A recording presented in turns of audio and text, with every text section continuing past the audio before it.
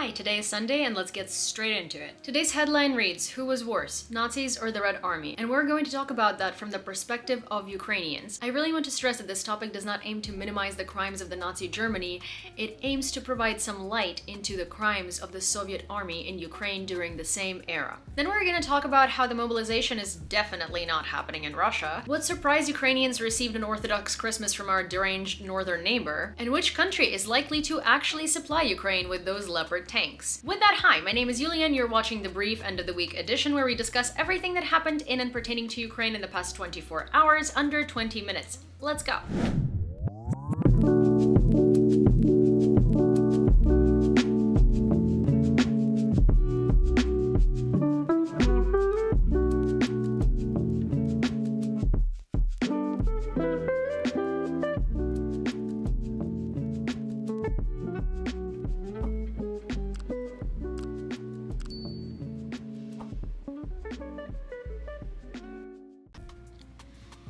There is no understanding of the current situation without diving into the past, so that's what we're gonna do. We're gonna look at World War II and how Russian actions then pertaining to Ukraine are exactly the same as their actions today. I've noticed that all the time when we talk about World War II and the battle between the Soviets and the Germans, we only talk about the atrocities that happened in Stalingrad. But before Germans could even reach Stalingrad, they had to go through the whole territory of Ukraine, and Ukraine took the hardest blow out of the Soviet countries in World War II. And you would think that the blow was mostly from the Germans, but you would be mistaken. It was from our own, the Russians. While trying to stop the German forces, the Soviet authorities have sacrificed thousands of Ukrainian people and thousands of Ukrainian cities. But that's not even all. When Hitler and his army have reached Ukraine, we had really nothing to fear anymore. Our Hitler was Stalin. We already had two genocides before World War II even reached our territories. One in 1920s and one, the Big Holodomor, in 1932 to 1933, that wiped out millions upon millions of Ukrainians. If you ask any Ukrainian grandparents or what they've heard from their parents, they will tell you that they preferred the Nazi German soldiers to the Red Army. And before someone gets offended, I'm not saying this to minimize the crimes of the Nazis. I'm saying this to explain to you just how bad our own Soviet army was to us, Ukrainians. They were so bad that Ukrainians preferred the Nazis. In fact, both of my grandfathers have stories to tell. One of them lived in a village in western Ukraine where Nazi soldiers have set a base in his house. And then the Soviet army came, killed most of his neighbors, looted all of the houses, and raped all of the women. And when I've told the story to my friends, I found that most Ukrainian grandparents have similar stories to share. But you don't have to take it from me. Here is a clip from a documentary that will explain it better than I ever could. When the Germans occupied Kiev in September 1941, they found it one vast booby trap.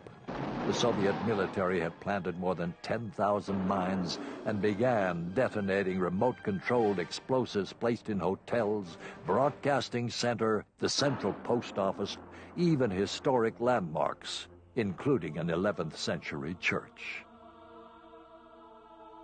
But the crowning brutality of the Soviet regime was revealed when the Germans opened up the prisons throughout Ukraine. Anyone who witnessed the sight will never forget it. Those people were truly tortured to death. Tongues cut out, noses and ears cut off, women's bodies with breasts cut off, hands and feet twisted and broken, obviously during interrogations, hands bound with barbed wire. All this was laid out, and people from nearby villages came to see these mutilated bodies and try to recognize their relatives among them. According to NKVD records, a total of 9,706 Ukrainian political prisoners were shot by the Soviet secret police in prisons in the first month of the war. Now that you've seen it, how is it relevant today? It helps break the myth that Russians suddenly became these monsters. It helps break the myth that Putin is the only one responsible for the atrocities happening in Ukraine today. It helps show a pattern of behavior that had existed all this time right in front of us and has never suffered the consequences. Speaking of Russia and their crimes, I'm sure we have all heard the news that Putin asked for a ceasefire on Orthodox Christmas, which is January 6th to January 7th. And Russian Patriarch Kirill was behind this idea. Obviously, Ukraine declined, with Zelensky saying that there is no reason to push away the defeat of the terrorists. And generally, the whole thing looked like a tactic of deflection. Nonetheless, the Russian president instructed his defense minister Shoigu to introduce ceasefire regime from noon on January 6th to midnight on January 7th. President Joe Biden then commented on Russia's proposal of the ceasefire as saying that they shelled kindergartens and churches on both December 24th, 25th, and the New Year. I think he's trying to take a breather, the US president said. And then the pseudo-head of the non-existent Republic of DPR said that there was never meant to be a ceasefire. Or actually, there was, but only for Orthodox people, which of course are only Russians, and Ukrainians are just Satanists. And it didn't take long before the Pentagon confirmed that Russia violated the ceasefire. According to Deputy Assistant Secretary for Defense for Russia, Ukraine, and Eurasia, Laura Cooper, Russia indeed needed a breather. Again, this is Putin's statement, which should be treated with a certain amount of skepticism. This is the same person who said that he would not invade Ukraine. And of course, the ceasefire was not respected, as on the evening of January 7th, Zaporizhia and Kharkiv were attacked. And even if it was, British Foreign Secretary said it best. A 36-hour pause in Russian attacks will in no way improve the prospects for peace. Russia must permanently withdraw its troops, relinquish its illegal control of Ukrainian territory, and stop its barbaric attacks on innocent civilians. And then US State Department spokesman Ned Price added this: "A temporary ceasefire on the occasion of Christmas is a cynical decision aimed at preparing for new attacks." He added that if the Russian Federation wanted a truce, it would withdraw its troops from the territory of sovereign Ukraine. And how can Russia even try to spin this lie that they're looking for truce when their main patriarch says this? There is a political split. The fact that Ukraine has declared that it is radically changing the vector of its political and I would say historical development, and that this new vector does not coincide with the vector of Russia's development. That's the point. He said that Russians and Ukrainians are one people, the same people, and that the Russian Orthodox Church is doing everything it can to prevent them from being enemies, including preaching the genocide of Ukrainians within the realm of the church. But who am I to know how religion works? Oh, and then there is a phone call between a Russian soldier and his wife that shows you how Russian military justifies the said genocide of Ukrainians. Нет. Кисуль, это всего лишь хохлы, Кисуль, это всего лишь отребье, это всего лишь пыль, блин. Ну почему вы за них переживаете? Это, блядь, это нас скоро не будет. Ее сотрут с лица земли, понимаешь? И людей этих всех кончат там. А кого не кончат, они с вами будут приползать на коленях и просить о пощаде. Забудь ты эту нацию, не будет никогда больше в жизни. Осталось совсем чуть-чуть, ее сотрут с лица земли, и все, не будет этой хохлядской ненависти. Они сами виноваты в том, что натворили. Поэтому пусть уже умирает быстренько. Да похуй на них тоже, родятся новые, у нас. Ебал в рот их детей, их этих детей, уебков, ублюдков, обучают в лагерях, понимаешь, чтобы убивали и ненавидели русских. Вот и все. Я тебе все сказал. Хохлядский ребенок, блядь, надо его задушить, нахуй, еще, блядь, на утробе, нахуй. Поэтому, блядь, я буду так и делать, и делал бы. Ладно, все, давай, целую, не буду. Oh, and then there is this announcement that the Kremlin is planning a major withdrawal of money from mining and state-owned enterprises for the needs of the Russian military, because they're planning a ceasefire, right? That's why they need more budget for the military. According to Bloomberg, the dividends from the state-owned companies are going to be set at above 50% of net profit, and they will demand a lump sum payment from fertilizer and coal producers. And these measures are called part of revenue mobilization, because the funds are needed to cover military spending. Oh, and then there is the fact that the Defense Ministry of Belarus reported on a joint troop cooperation between them and Russia. They're going to be building up troops together. That doesn't sound like someone who's ready for peace talks, does it? And perhaps the most interesting bit of information about Russia that came out this week is that Roman Abramovich, one of Russia's most affluent oligarchs, most likely knew about the invasion of Ukraine and started reorganizing his assets on February 4th, 20 days before Russia attacked. What did he do? He signed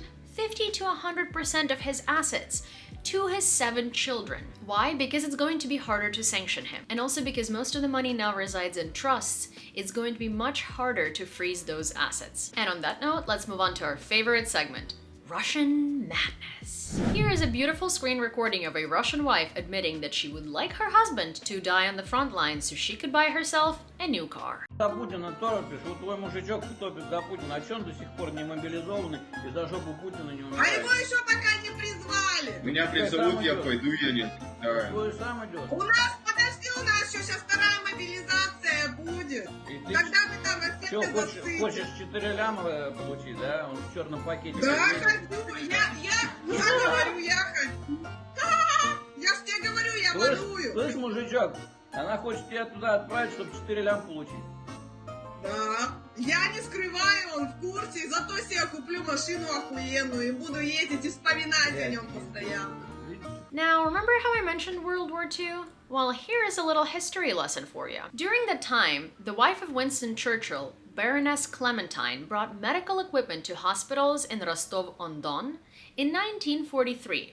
Rostov-on-Don is in Russia, and it included hospital beds. Well, here is a photo of Russia then and Russia today side by side. Yeah, those are the same beds. They still live there. And we all know that Russia says it fulfilled its mobilization goal a long time ago and does not need any more reinforcements. I think they meant they did not need any more Russian reinforcements, because this Chinese student has a lot to say about his military draft ticket that landed in his mailbox. 一堆乱七八糟的报纸，传单里边就夹着一个白颜色的信封，贴了2个可好看的邮票了啊！然后我就看到这个信封的左上角印的蓝颜色的字啊，上面写着俄罗斯军事令啊。我看完这封信，我人都傻了，我还想回国呢，我国内还有我家人等着我呢。口罩好几年没回国了，这国内刚开放，机票也便宜了，也不用隔离了。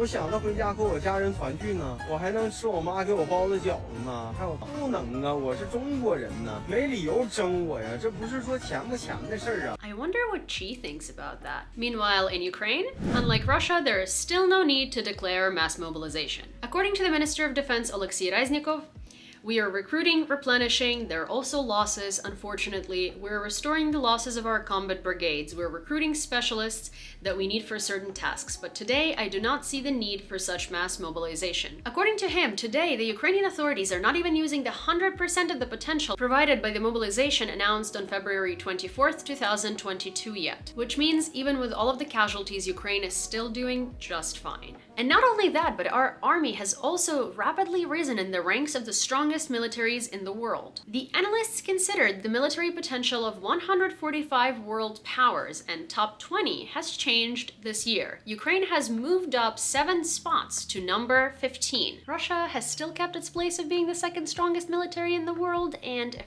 I were to assume, I'd say it has everything to do with the nukes rather than the actual army potential, but who am I to say anything? I'm just a girl on the internet. And adding to that, Alexei Reznikov also noted that NATO now realizes that Ukraine has become a shield of civilizations. They already understand. Today in their speeches, my colleagues, defense ministers, clearly say, Alexei, we understand that you are protecting the entire civilized world, the entire West. You are a real shield of civilizations. So, do you agree with this ranking? Let me know what you think in the comments. And the 15th strongest military in the world is planning a new offensive this winter against Melitopol and Berdyansk. I'm going to quote Atlantic Council analyst Peter Dickinson on that. I think that now there is an accumulation of weapons for an offensive in the area of Melitopol and Berdyansk, because this will disrupt the logistics of the Russians. Although, of course, the Ukrainians may be surprised how they already did this during past counter-offensives. And it looks like we are ready on all fronts. According to Volodymyr Zelensky, in January or early February, Ukraine has to be ready for the new mobilized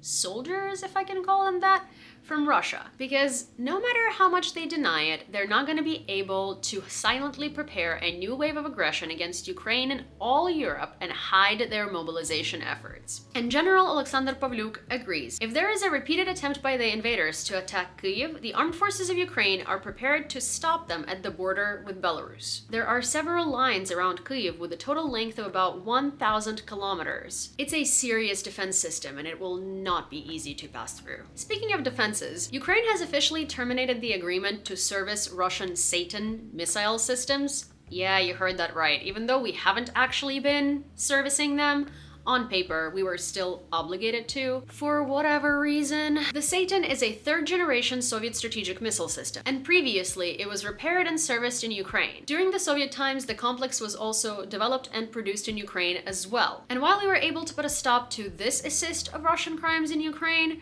Another one is happening from the UN. The UN disbanded the mission to establish the facts of the terrorist attack in Olenivka. The Secretary General decided to disband the fact-finding mission in connection with the incidents of July 29, 2022 in Olenivka due to the lack of conditions for sending a mission to the scene. He also earlier stated that he did not feel like both sides were able to provide him and his mission security guarantees to do so. Now, how can Ukraine provide security guarantees for the UN to investigate crimes on a Russian-occupied territory to which Ukraine has no access to? Am I missing something here? And the Ombudsman of Ukraine, Dmytro Lubinets, had a lot of criticism for that decision, as it directly denies the justice of investigating the murder of Ukrainian prisoners of war in the occupied Olenivka colony. According to him, Ukraine sent official requests to the UN, offered online meetings, and is ready to provide all of the evidence. Yet somehow, it's not enough. And that comes right after the UN's announcement that Ukraine is going to need $1.79 billion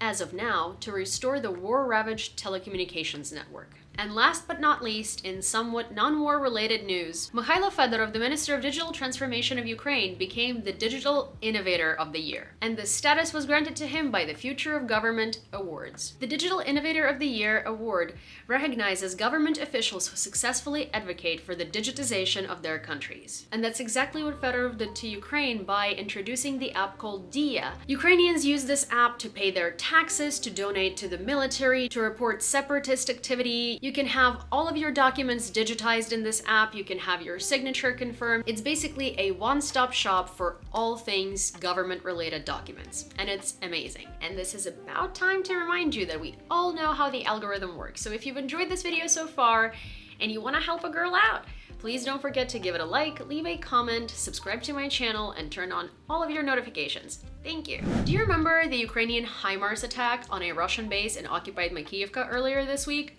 Yeah, that one. It resulted in the loss of at least 400 Russian officers, and about 300 more were injured, and that's according to the Armed Forces of Ukraine. The Ministry of Defense of Russian Federation, under public pressure, did admit to the deaths of some people, but only 89 of them. And they've also stated that the HIMARS that destroyed the base was fired back at by the Russian Armed Forces and destroyed. Which, as you might have guessed, drumroll, a lie. And we know that from the United States intelligence. But anyway, John Kirby stated that the US is not going to wring its hands over the loss of Russian soldiers in Makiivka, and they themselves are the only ones to blame for what happened. This is a war, and the Ukrainians have suffered from the Russian invasion. They're fighting back and defending themselves. Russian soldiers in the occupied territories are a legitimate target, period.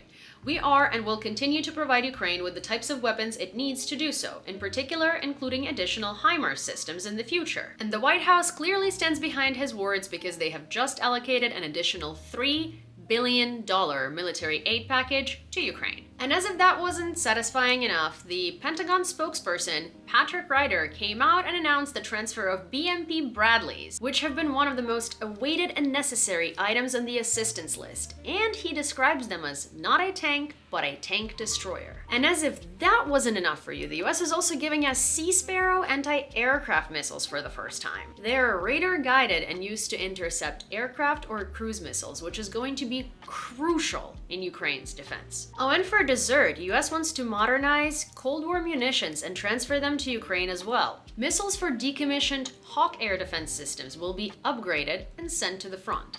Are you noticing a pattern here? Yeah, me too. The pattern of Ukraine getting much better, much more modernized military equipment. And you will be surprised to find out that this pattern was started by a very unexpected politician. Emmanuel Macron himself started the domino effect of better aid to Ukraine. Hear me out. With the decision to send wheeled tanks to Ukraine earlier this week, Macron has broken an unspoken taboo, and at the time it was thought that it could become an example for other Western leaders. And it did. We'll discuss it in a second. Analysts believe that the transfer of AMX-10RC is associated with the change in the policy of the President of France regarding the aid to Ukraine. This may indicate that Macron no longer sees the point of wooing Putin in for peace. The taboo, or the red lines, were indeed violated, and by the most unexpected candidate. Experts believe that his actions would serve as an example for Great Britain, the US, and Germany. And it did pay off. British Foreign Secretary James Cleverly announced that London will provide Kyiv with munitions capable of inflicting a decisive strike at Russian targets, even at a distance, which is something that was a huge no-no about 2 weeks ago. Following his lead, Germany started negotiating with 2 other countries to provide Ukraine with additional Gepard Spiegel self-propelled guns. There is no agreement yet, but Berlin is confident that we'll get more of them in the coming months. Then they also sent Ukraine mobile rocket launchers APKWS. They're very efficient at not only destroying air targets, but also ground targets, which will be, one might say, ground-breaking for Ukraine. Yeah, I'm not that good at dead jokes. Meanwhile, Putin is singing his good old peace talk song after a conversation with the president of Turkey. In light of Recep Erdogan's readiness for Turkish mediation for a political settlement of the conflict, Vladimir Putin confirmed Russia's openness to a serious dialogue, provided that the Kyiv authorities comply with the demands and account for the new territories. Yeah, so in layman's terms, they're ready for peace talks while still occupying Ukraine. Peace while occupying Ukraine. Let that sink in.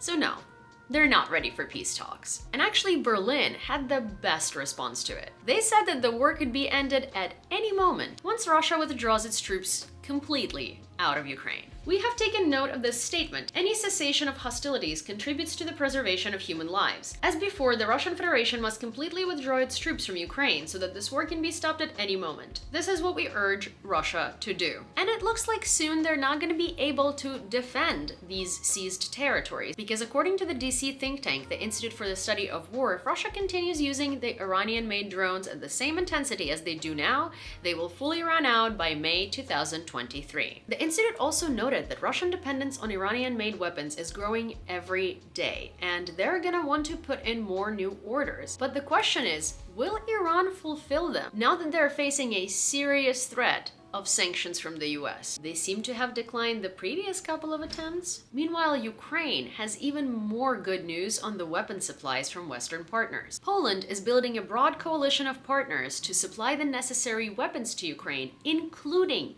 the much-awaited, famous Leopard tanks. We're negotiating to create a broader coalition of countries that could transfer this heavy modern equipment. That's all I can say right now. The president is also involved. Negotiations are ongoing for a few weeks in Brussels, and I think that in the coming days we'll be able to learn more about it, said the Prime Minister of Poland, Mateusz Morawiecki. And then Finland showed their support to the cause by saying that they're ready to provide Leopards for Ukraine if such a decision is made in Europe. And the avalanche of wholesome news regarding support for Ukraine concludes with this very generous statement from Greece. They're ready to wait with the supply of German BMP Marder because according to them, Ukraine is a priority. In early September, Athens and Berlin agreed on a circular exchange scheme. The Greek side was to transfer 40 Soviet BMP-1s to Kyiv in exchange for the same amount of modern BMPs from Germany. And recently, Germany announced its plans to supply Ukraine with the same number of those by end of March. So the question arose whether they will be able to organize the supply of these cars to 2 countries at once. And so Athens said, don't worry, we're ready to wait for the delivery of the infantry vehicles if you're planning to send them to Ukraine first. And that is fantastic news, and thank you to Greece. And on that note, probably for the first time, a good one. That's all I have for you for today. But before I go, if you enjoyed this video or found it informative, please don't forget to give it a like, leave a comment, subscribe to my channel, and turn on all of your notifications so you don't miss when the next one comes out. And as always, check your sources and don't fall for propaganda. And I will see you on Wednesday.